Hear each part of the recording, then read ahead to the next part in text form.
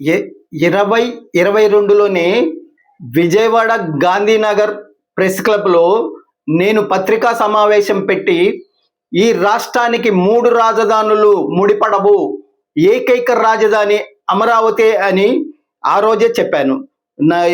సంఘీభావం తెలిపాను.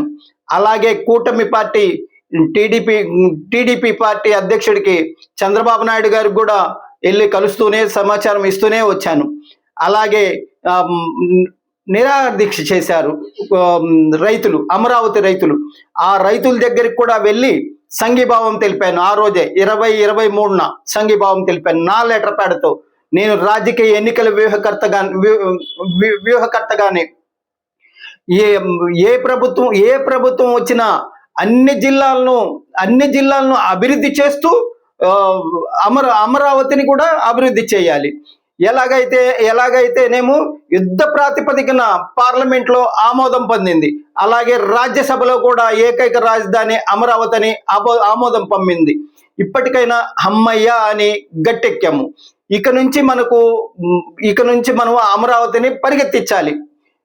ఏం చేయాలి? పార్టీ కూటమి ప్రభుత్వము, ముఖ్యమంత్రి చంద్రబాబు నాయుడు వారు అందిన కాటికి నిర్మాణాలు బ్రహ్మాండంగా కొనసాగించాలి.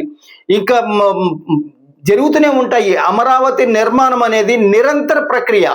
అది ఒక 5 సంవత్సరాలకో 10 సంవత్సరాలకో ఎంబడే బ్రహ్మాండంగా అయ్యేది కాదు. దగ్గర 25-30 సంవత్సరాలు పడుతుంది అమరావతి బ్రహ్మాండంగా రూపుదిద్దుకోవడానికి. ఈ 2 సంవత్సరాల్లో కూడా చాలా వేస్ట్ అయింది.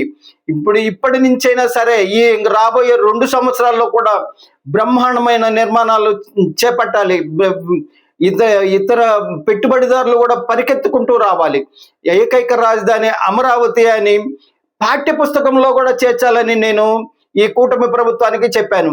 కూటమి ప్రభుత్వం వచ్చిన తర్వాత CVR న్యూస్లో కూడా చెప్పాను. నేను చట్టబద్ధత కల్పించాలి.